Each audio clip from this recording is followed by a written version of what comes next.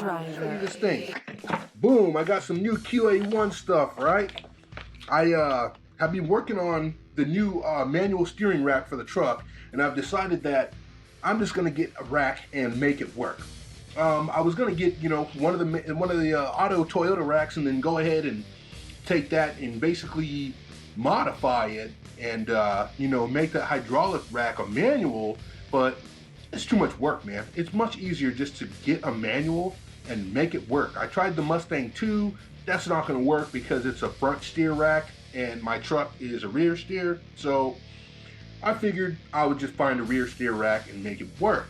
Well, I have one, but the problem is it's only 42 inches wide. And 42 inches, that's not long enough. The Tacoma is about 49 inches wide, give or take, you know, 1/4 of an inch or whatever. So basically what I had to do was go out and get larger, longer tie rod ends. So this right here is a QA1 bump steer kit, and it basically replaces your outer tie rod ends. And also it will correct your bump steer if you have bump steer, which I may have because I'm putting another rack on and I'm moving the dimensions and geometry, yada yada. So that might happen. So this is the model, the different models of it. This is the BAX 102. They're actually really long. Let me show you what this looks like. Packaged well. This is the BAX 102. They say that it is 4.7 inches long. 4.7 inches. So that's quite long. You know, when you extend this, you can add a lot more. This is actually threaded all the way through, so you can add a lot of length if you need to, right? You just unscrew it, move your jam nut, bam. But this is a lot, man. It's threaded all the way through. So, I mean, you can really, really add some length there, jam it, and you're good to go. Let's look at the rest of this, right? This is a nice quality QA1 product. It's pretty good, I like it. This is actually pretty crazy because you have to turn it to the left to get it to screw in. Left instead of right thread, left thread. It's kind of crazy. But get another one of those. So, of course, there's probably 2 of everything in here, right? Because it's a kit with a pair. This is your spindle stud, we'll call it, spindle stud. And basically it looks pretty good there. I'm assuming that this is the bottom of it. And you would just put that in here. Some nylock nuts. And you have a bunch of spacers. Now what these spacers are for, different size spacers, are for your bump steer. So when you have this spindle on there and you put your spacers on, and it will kind of adjust the angle based on which spacers you use and where you have that. This actually came from Speedway Motors. They are really quick at shipping things to me. I really like it. They are an awesome company to work with.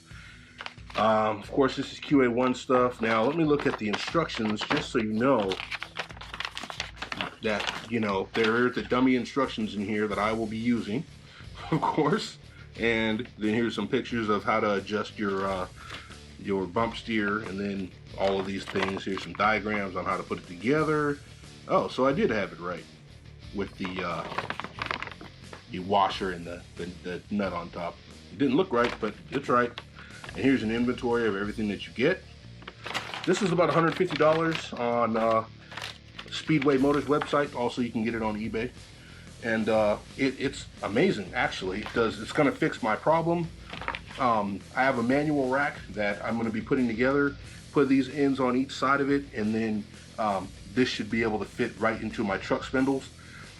And I shouldn't have any issues with the bump steer because I can adjust the bump steer with the kit.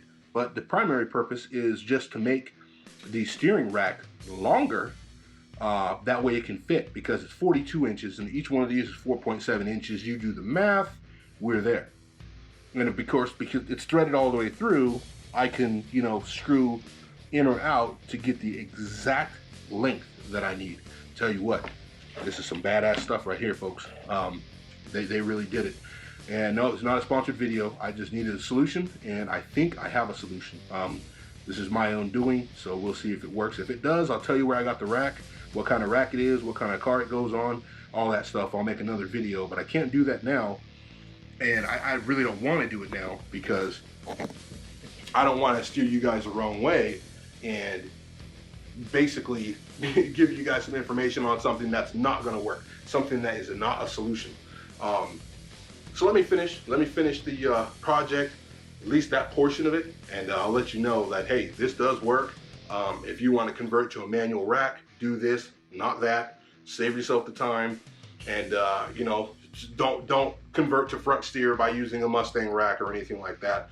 Stay rear steer and not have the trouble. It's a really cheap solution, actually, if it works. We're gonna see if it works. So stay tuned. I'll make a new video soon on the finished product, if it works or if it fails. I'll let you know. So stay tuned, man. We're about to go fast. Probably 2-3 months we'll be done with this truck. Holla!